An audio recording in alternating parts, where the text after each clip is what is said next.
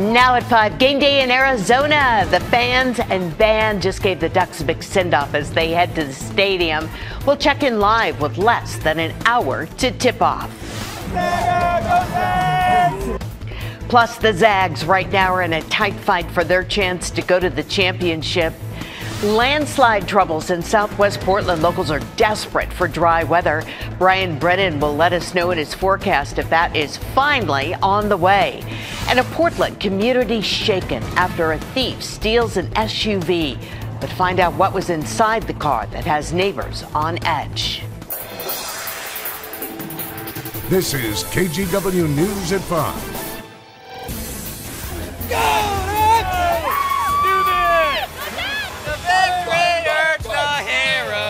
Of our mighty Oregon.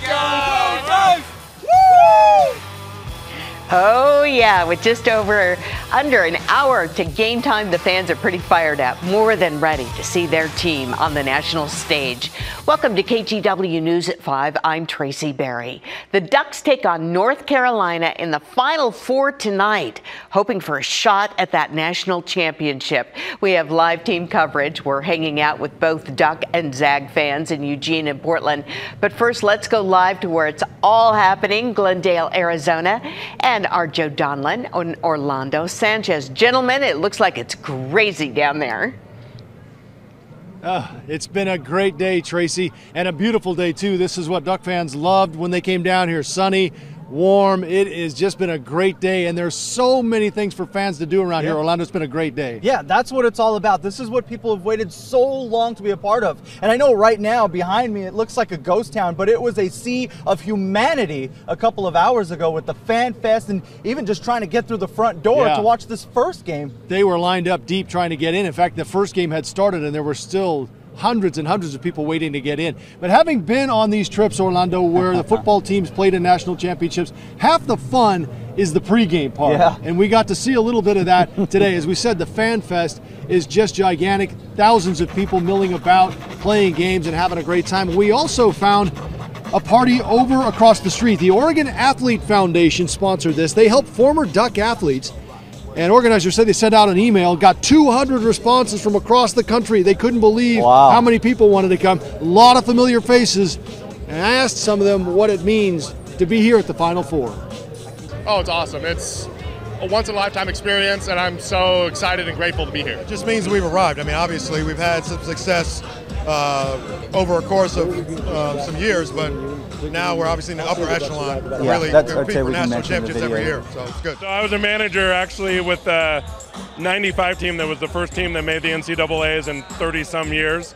So some of my friends from the team are here. Amazing. Would have never believed we could get to this point, but we are, and it's awesome. I mean, it's so surreal and so much fun to be here.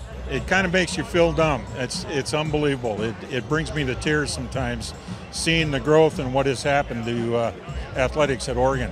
I feel like I'm a part of it. I feel like I'm out there with the team. I try to get as many games as I can, so it's lovely. If they need you off the bench, are you good to go? Oh, right away. I got my shoes in the car. You know, just give me 5 minutes, and I'll run there and run back. Jonathan Lloyd ready to give in 10 points off the bench, I think, if he could. He's thrilled to be here, as all these fans are. So the Ducks are in the house. They got here at about 4:30, Orlando. Yeah, and all week long, we've talked about how relaxed and how calm they are, but today they looked pretty serious. This is the first time I've seen so many of them with a straight face, business as usual. The only guys that really had some character or personality was Dylan Ennis and Jordan Bell. Yeah, I mean, you could tell that they were trying to stay loose, listening to music, and even embracing our cameras as they walked past us, so that was pretty cool. You were pointing out, too, that the Ducks were in their game-type gear, and the Tar Heels were in their suits. Yeah, there's a lot of swagger going on. Yeah. A lot. They looked really dapper, dressed to the nines, whereas the Ducks a lot more relaxed in their warm-up gear that you see all the time. Right. Orlando, what we're hearing from a lot of people tonight is the Ducks have to do a couple of things well. Number one is shoot, number two is rebound. Yeah, and they've got to stay relaxed. I think the start of this game is going to be huge. The same way it was at Kansas when they took on the Jayhawks. They were able to force a couple of early fouls and really get relaxed. A couple of shots start to drop. And as we talked about all week long, that's going to be an issue as they adapt to this court, because we've been in there for this first game with Gonzaga and South Carolina. It's a different beast. This animal is just completely different. It's a spectacle in there. Didn't seem to impact the players in the Gonzaga South Carolina game at first anyway. Yeah. And that game's been great. It's on right now. In fact, it's about to wrap up. Gonzaga was up by 14, but South Carolina had come storming back. So 40 minutes after this first game ends, the Ducks will begin. So at this point, it looks like the Ducks will be tipping probably somewhere around 6 o'clock. Yeah, Gonzaga's got a 72-69 lead with about 3 minutes to go. So this game's not over. All right, more coverage to come from Glendale, Tracy. At the bottom of the hour, 5:30, we had some fun with the fans, as we have all week since we've been here. So we'll share that with you at 5:30 and see you then. Great, you guys. Thank you. We'll see you in just a bit. We can't wait, really. And Duck fans are filling up bars and restaurants around the state to watch the game. They can hardly wait either. The center of it all is the famous Taylor's Bar right by the U of O campus. KGW's Christine Pitawanich is there live. And Christine, I can only imagine what that crowd is like. Tracy, it is packed in here. Let me show you just how packed. I mean, the bar is busy. A lot of people here already ready for the game between the Ducks and the Tar Heels. That kicks off at 5:49 sharp. But right now, you can see on these big screens, the Gonzaga game is on. A number of Zags in here, too. And with this being the first time the Ducks have made it to the Final Four in almost 80 or so years, as expected, a lot of excitement and anticipation. I'm super enthused that the Ducks have made it to the Final Four. I feel like that's fantastic. They haven't made it to a championship since 1939.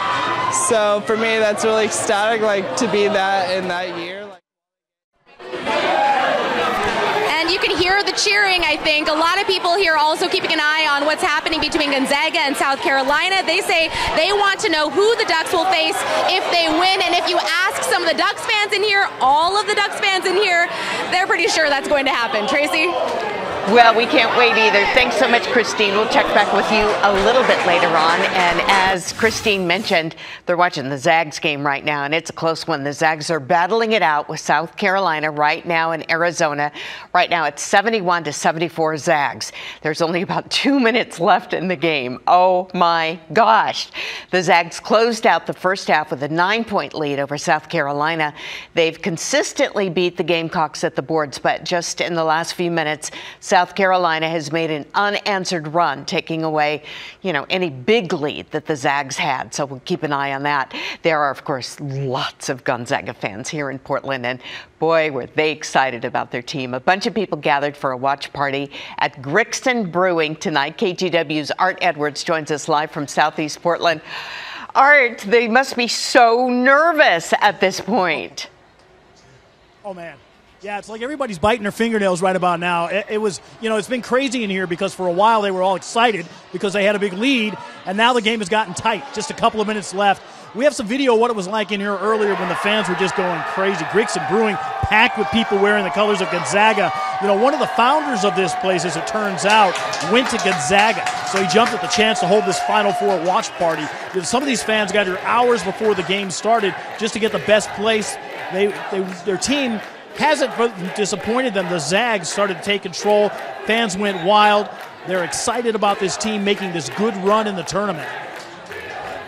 I think we're awesome. I think we can go all the way. I've been saying that since the beginning, but we're finally proving it, and hopefully the country starts taking it seriously. So excited. This has been a long time coming. Usually we're a little bit sad around this time of year, so we've paid our dues. This team deserves it, and we're just so excited to see what comes from this game and what happens on Monday. Yeah, so they're only about, minute 45 left in the game. Gonzaga still has a little bit of a lead, about 3-point lead right now. But these fans, they are really, really working hard to get a victory for the Zags, and they're really nervous at this point. A little bit later, we'll be able to tell you how this game comes out. Tracy, back to you. We are nervous for them. Oh, my gosh. Thank you so much, Art. We do have a lot more Final Four coverage still ahead tonight, including some shenanigans, of course, in Arizona between Joe and the Oregon Duck mascot. You can follow all of his and Orlando's adventures online at kgw.com and on Twitter and Facebook.